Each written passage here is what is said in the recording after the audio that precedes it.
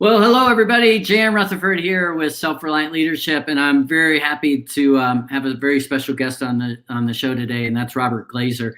And Robert was on our podcast a while ago, and like many of you, I'm sure you follow his updates on a weekly basis. He is the author of Friday Forward, which has been recognized in a number of books and was recently on Forbes. 8 new books you need to look at in 2021 for leadership development.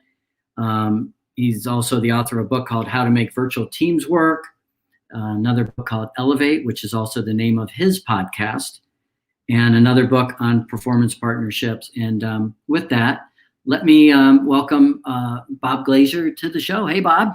Hey, how are you? Thanks for having me. Yeah. Well, I'm excited. So this book, Friday Forward, just came out, and it was based on a whole bunch of emails that you were sending out on Fridays.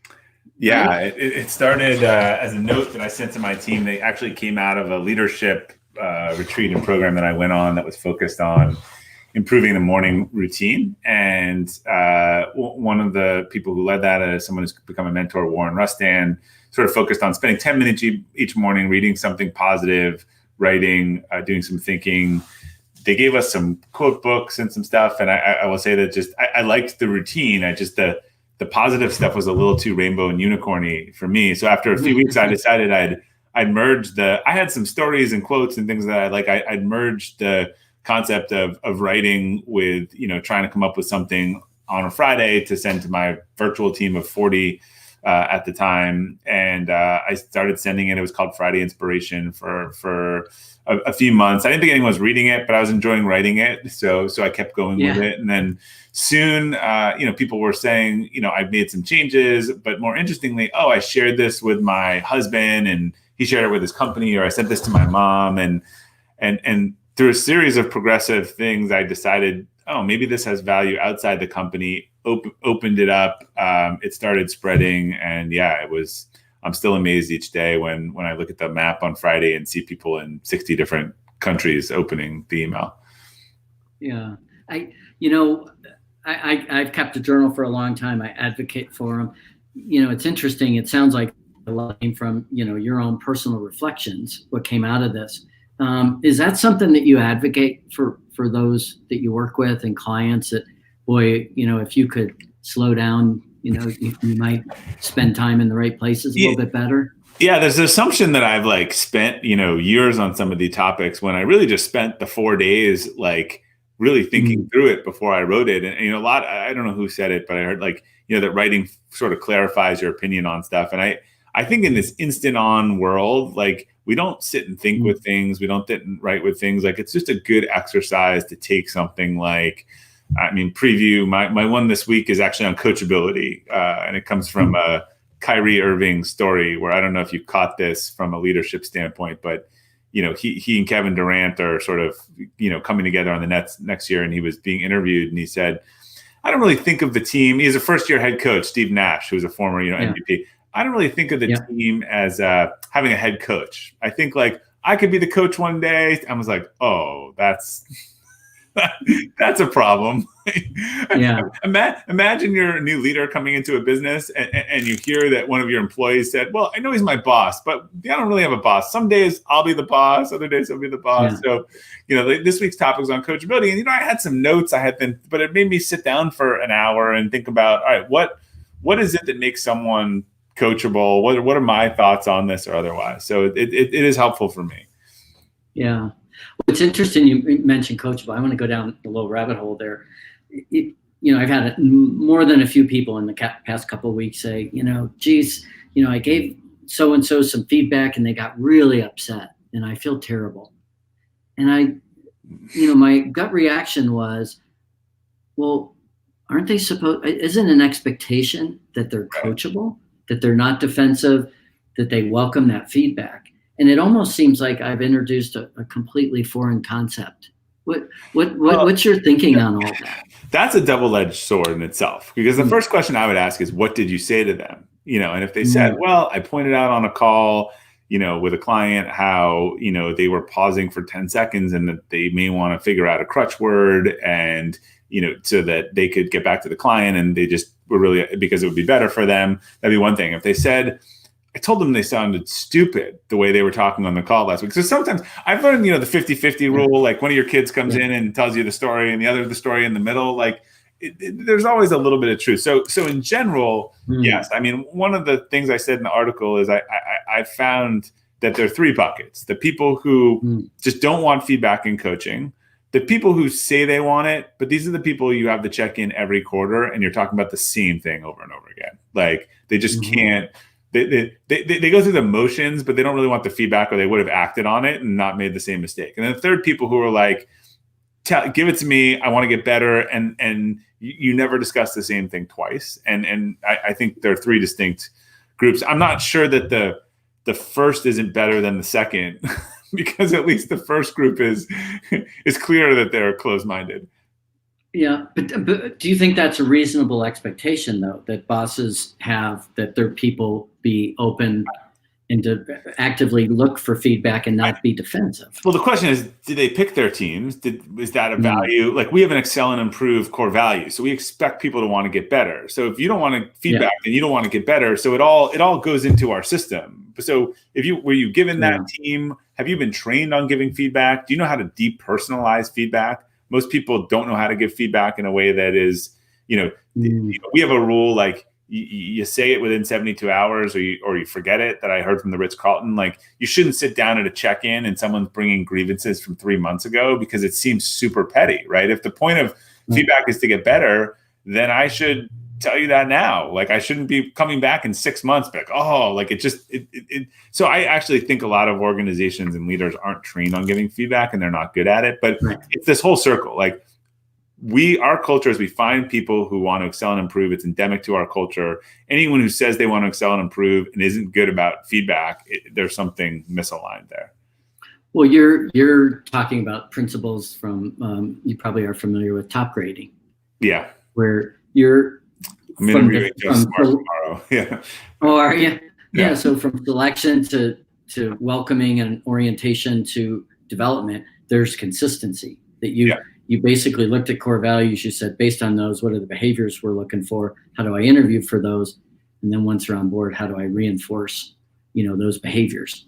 I mean, that is, so much of this stuff is just real cultural alignment. We are not trying to be everything to everyone. We're very clear about who we are and what we value, and the game that we play. So I would ask more questions on that. But there's people, sometimes that even have left our organization and are frustrated, and they're like, they just kept giving me the same feedback every quarter, and I'm like, clearly you haven't changed. I'm not saying that manager was the best, but they can't even intellectualize, which is why. What is it that you're getting told that you're doing the same mistake over and over again? That is not sinking in about that. Yeah. Well, you said, realizing you can't be all things to all people. Do you think, with this massive societal change that's going on right now, that organizations are making the mistake of trying to be all things to all people? I think most do. I think most leaders and organizations, like, have you ever heard a CEO get up there and say, instead of trust, integrity, whatever, they say, look, we value competitiveness and winning. Like, here, like, we give 20% of our 80% of our bonuses to 20% of the people. The bottom 20 don't make it. Like, that would actually be honest. And surprisingly, you get a bunch of people who are like, probably like, I'm in. Like, that's the environment that I want. But rather than saying we value trust and teamwork, and then all the incentive systems sort of align. So I think people have a hard time being very authentic. The last person I hired, and I said, here's why you will love working for me, and here's why you absolutely hate working for me. And I just laid it out there for them. You're getting some applause there. Did you see the documentary, The Last Dance? Yeah. It's interesting because that's come up with a lot of clients, because they'll say, this person at our organization is Michael Jordan, this person is Phil Jackson, this person is whomever. And it's interesting because, one of the things that everybody sort of observed was how competitive Michael Jordan was. and, unabashedly competitive. They wanted to win. They wanted to be around great people. And, I think it stirred up some really interesting, discussions about that, really what sort of, they say, strategy is what really needs to, culture is based on what the strategy is. And I think a lot of times organizations haven't been real clear, do they want to win? Do they want, and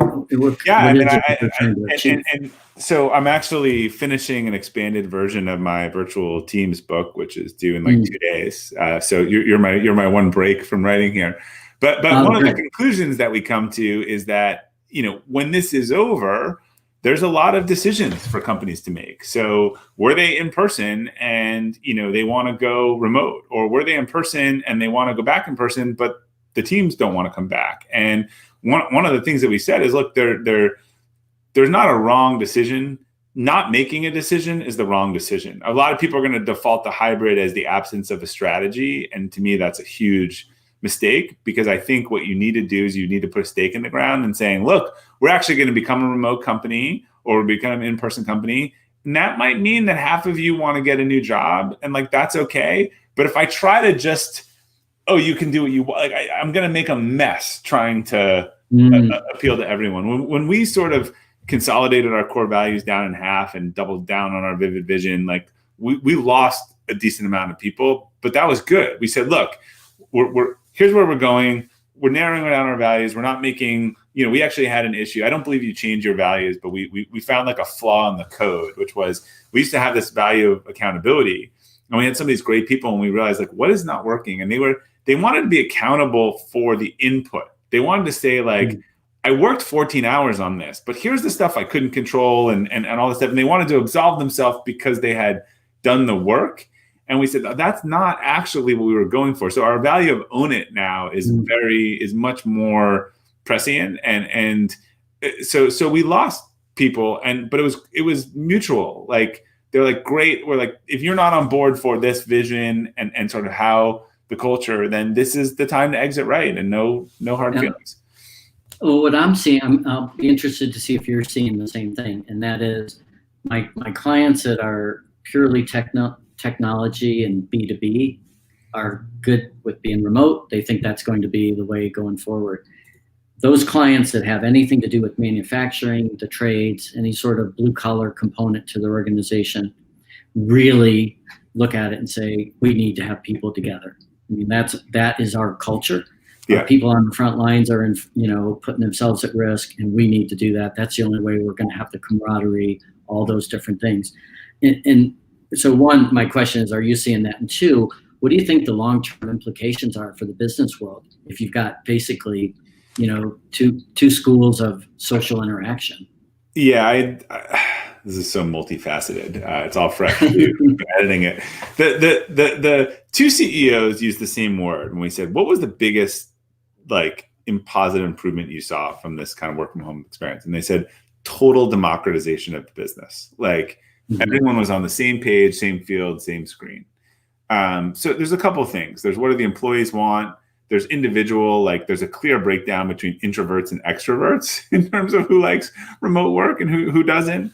But then, as you said, you made a point, there's an interesting thing around just business requirements. So, right, if it's a chain of bakeries, or it's something where they're manufacturing something, or they have a floor, and you have all the exec team not there and all the workers there, you do create a not a class system, and one's better than the other, but you're in two different systems. It's the opposite of democratization, right? You're on two different platforms. So I think that is a challenge. And while those organizations want to have more flexibility, if my employees are out in the field all day, then maybe I spend more time in the field, but not in the office. But I think it'd be hard in these companies to have a totally remote exec team and have the rest of the people in play, because it is the online offline that creates imbalances. We have always been 100% remote. We've won all these cultural awards.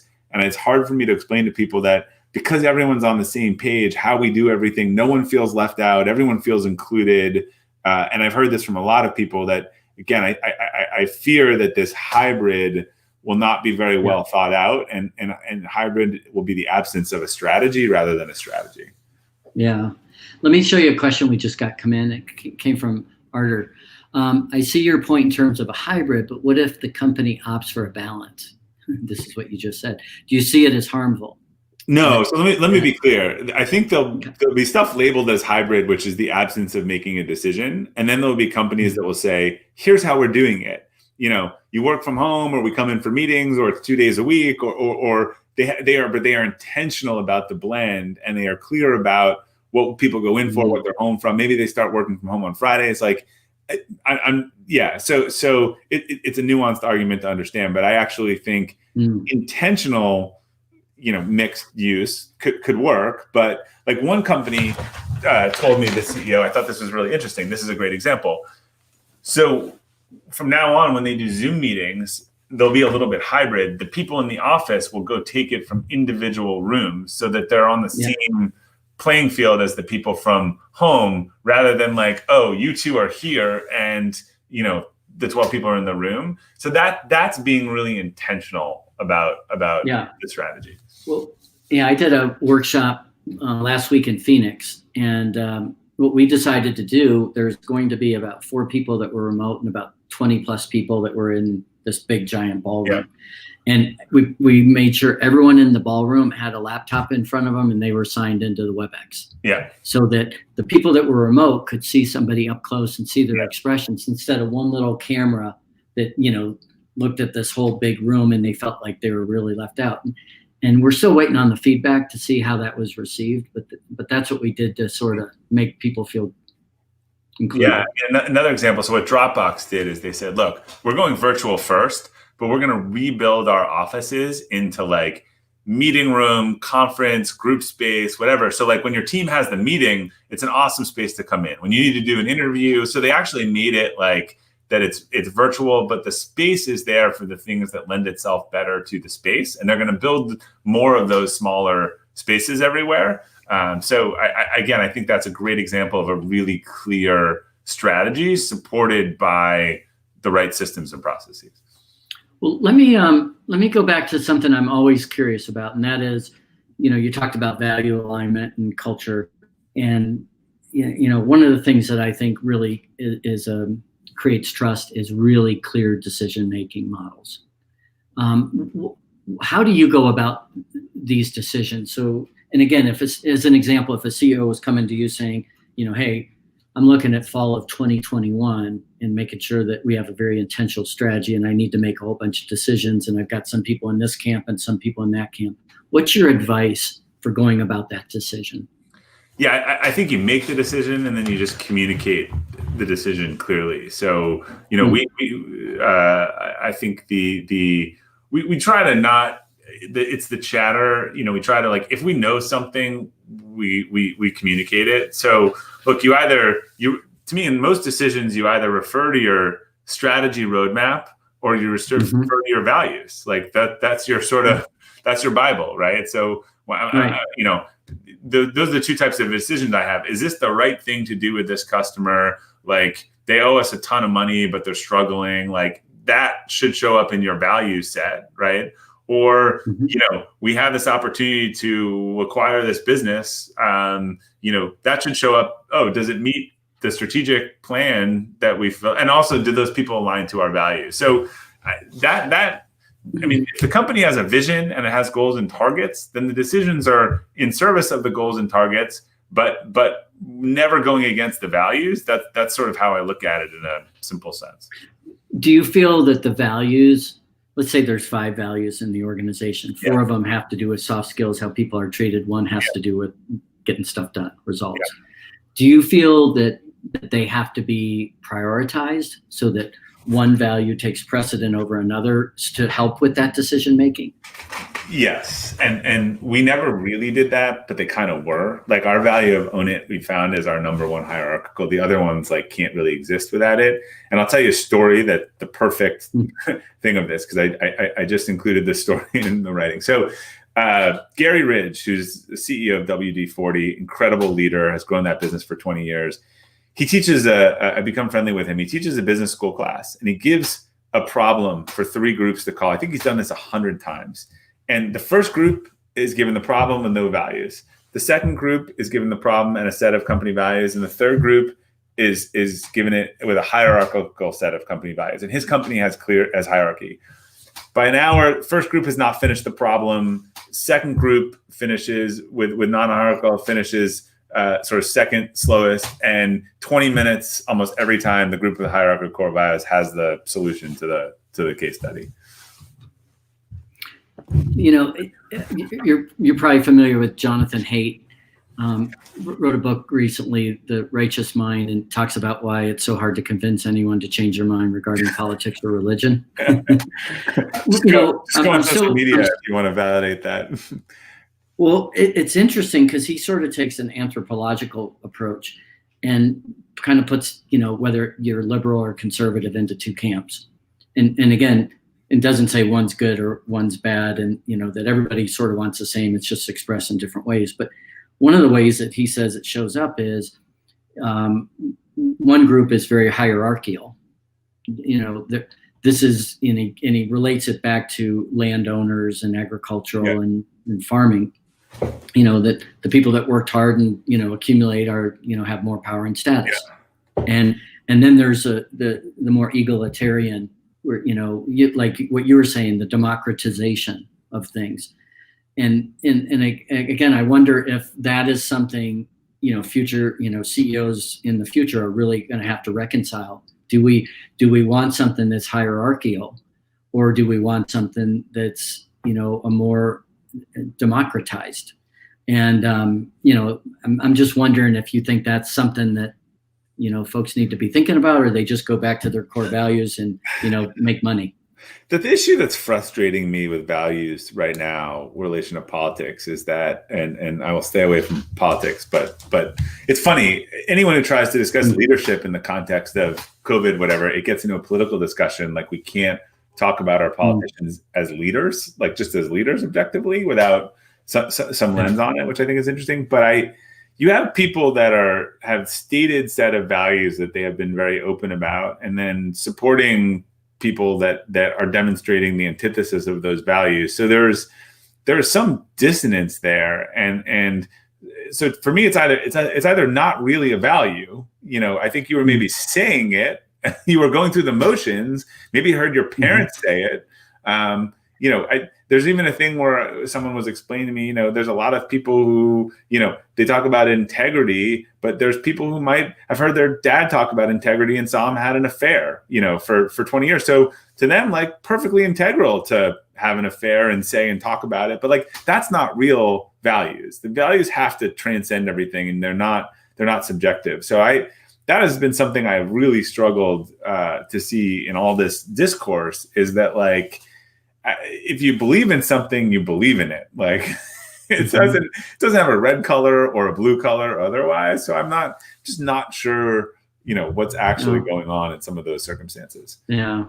Well, I'm not Jonathan Haidt, but I mean, my interpretation of what his findings are that they all come from the same place. They're just expressed in really different ways. Yeah. And it makes it look like, it seems like we're way different than we really are. I don't think people are that fundamentally different. I think we just we're clearly losing the ability to be critical thinkers. And I wrote this in Friday 4 a couple of weeks ago, but we have all the data in the world that we could ever want to look at to disprove conspiracy theories or do our own research or whatever. And we are like more likely today to just glom onto something that someone threw out there than in the past, where someone told you something and they were in a position of authority, and this is hundreds of years ago, and they told you the British were coming. You had to believe in the British were coming, right? I mean, right. You couldn't go on Google and check it out for yourself. So that's what's upsetting to me is I just think we have a loss of critical thinking skills. Yeah. Yeah. Well, not only the critical thinking, but the intuitive and conceptual as well. Seeing, from a leadership perspective, oftentimes I see people really want to get down to, coaching people one-on-one, instead of saying, well, at this organization, we're seeing a pattern of behavior. Yeah. What's going on from a system perspective? that's causing these behaviors, rather than, these people are good people or bad people. It's like, the intersection wasn't designed right. That's the problem.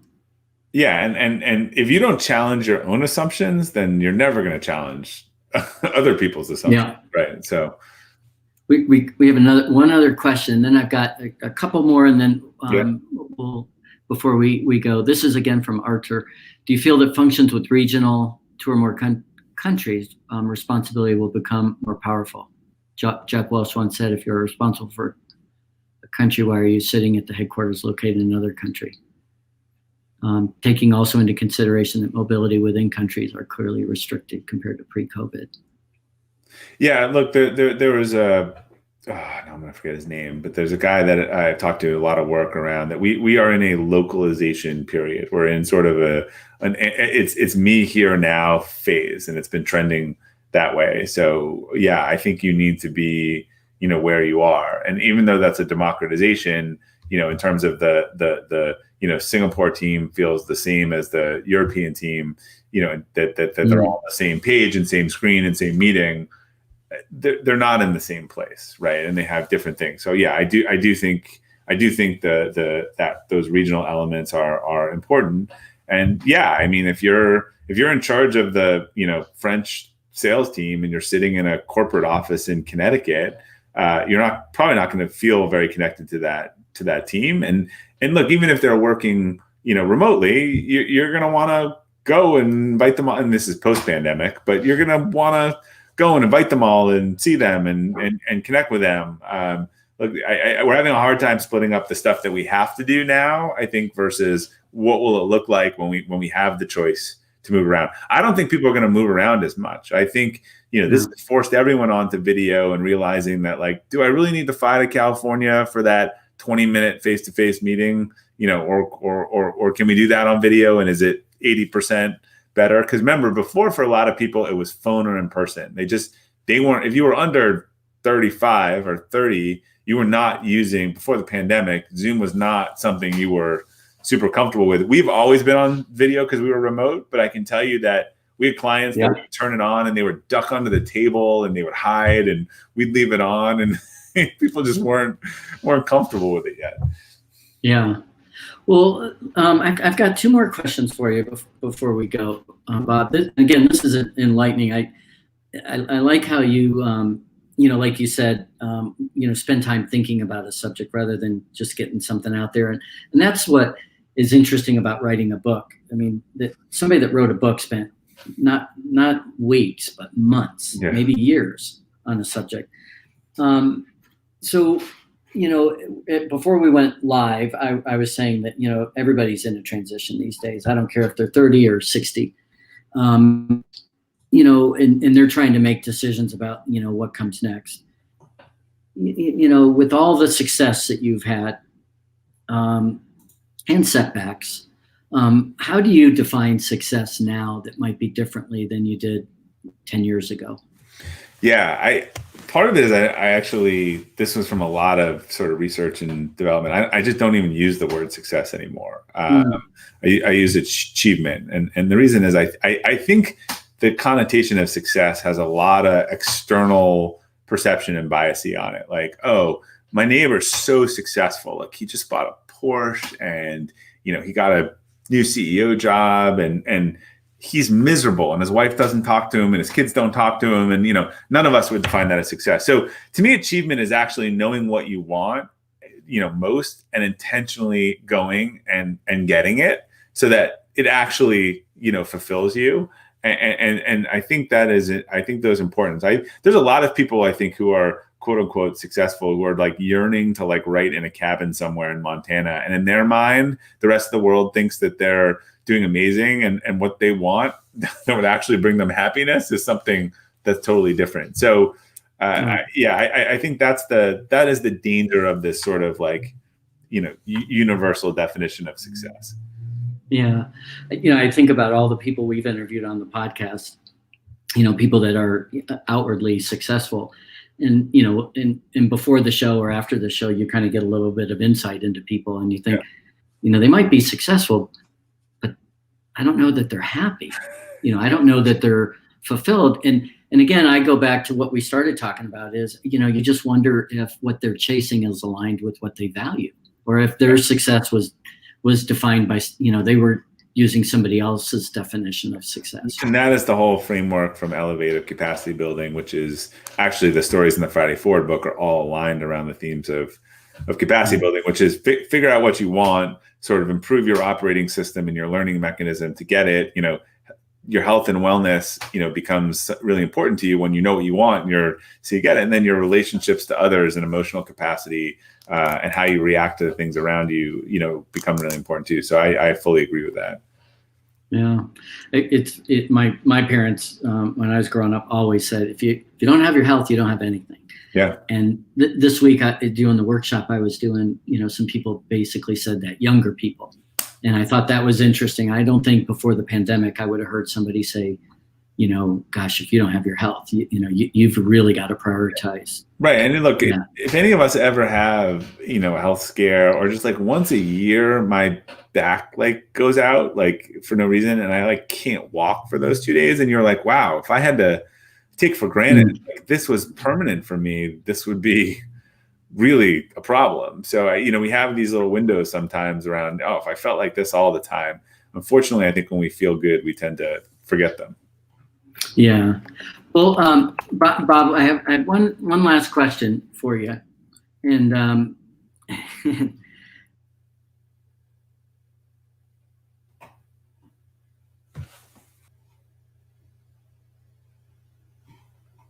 I think we lost him. Let me try to reboot here. Hey, well, that's technology for you. I'm in a hotel and I just got booted, and Bob thought it was on his end. So yeah, Arthur is saying the inconvenience of remote. Yeah, normally I've got great Wi-Fi when I'm home, but I'm in a hotel, and here comes Bob back in. So we'll add him. And Bob, it wasn't you. It was I'm in this hotel. Okay. And that's what went down. So my question was, again, if you went back 5 years in time, what advice would you give yourself if you're able to go back in time? Buy Tesla stock. Yeah. No, about you. It's something I've really worked on, which is don't try to make everyone happy. I think I spent kind of, as I was saying before, the absence of a strategy is not the strategy. I think, it's really easy, particularly when you're building your company. All the times when I sort of unapologetically narrowed down and said, here's what we're going to do. I know not everyone will like it, but I really deeply believe in this, rather than trying to hedge and make everyone happy. I think we just saw a speaker last week at our company who gave us a thing on the courage to be disliked. And it was powerful. Wow.